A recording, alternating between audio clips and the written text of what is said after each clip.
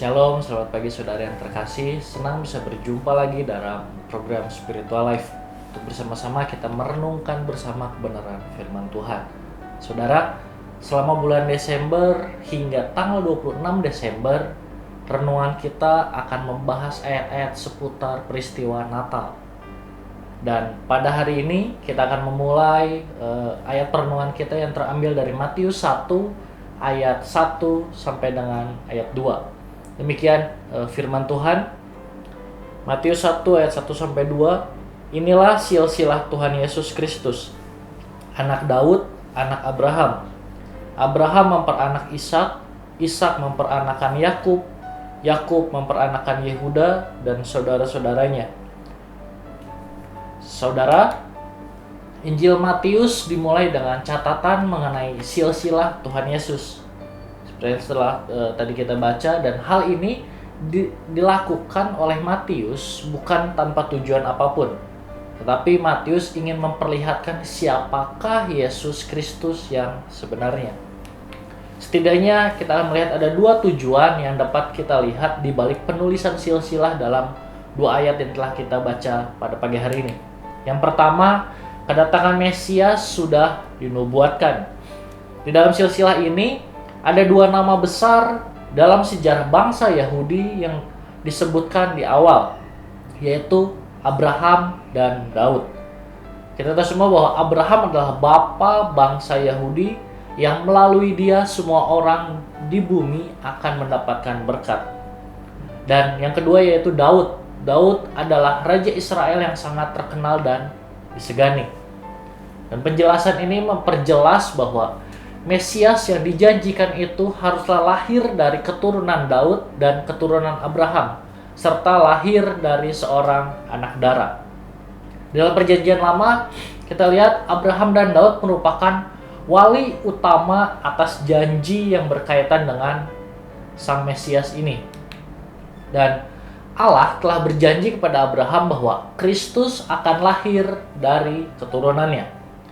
Allah juga berjanji kepada Daud bahwa sang Mesias akan lahir dari keturunannya.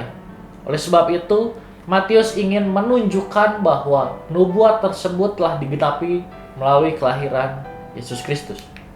Yang kedua, kedatangan Mesias tidak dapat digagalkan oleh apapun. Silsilah yang ditulis oleh Matius melibatkan 46 nama yang hidup dalam kurun waktu 2000 tahun. Itu terdapat dalam ayat 17, dan semua adalah nenek moyang Yesus yang hidup dengan aneka pengalaman, aneka kerohanian, dan kepribadian.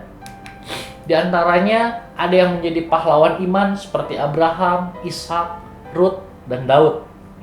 Namun ada pula yang mempunyai masa lalu yang kelam seperti Rahab dan Tamar. Dan sebagian lain berasal dari masyarakat yang pada umumnya seperti Hezron, Adaram, Nahason, dan Akhim. Ada juga dari situ keturunan yang jahat seperti Manase dan Abia. Dan fakta ini mengingatkan kita bahwa karya Tuhan di dalam sejarah tidaklah dibatasi oleh kegagalan dosa-dosa manusia. Dia bekerja bukan di dalam diri orang-orang dengan nama-nama yang besar, melainkan juga orang-orang yang biasa. Saudara, renungan kita hari ini kita dapat melihat karya yang luar biasa dari rencana Allah bagi umat manusia.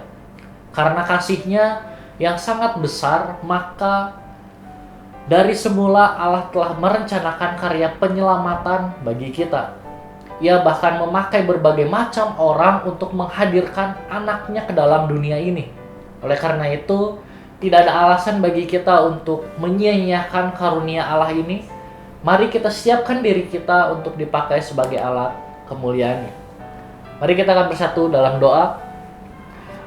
Bapa, kami bersyukur buat kebenaran firman Tuhan yang kembali datang pada setiap kami. Tuhan mengajarkan kepada kami suatu hal yang luar biasa.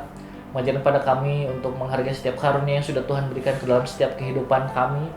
Bapa, ajarlah kami dan teruslah bentuklah kami Tuhan untuk terus berjalan di dalam karunia yang Tuhan kasih buat setiap kehidupan kami.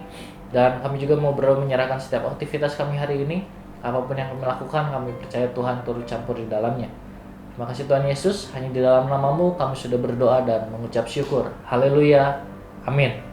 Selamat pagi, selamat beraktivitas. Tuhan Yesus memberkati.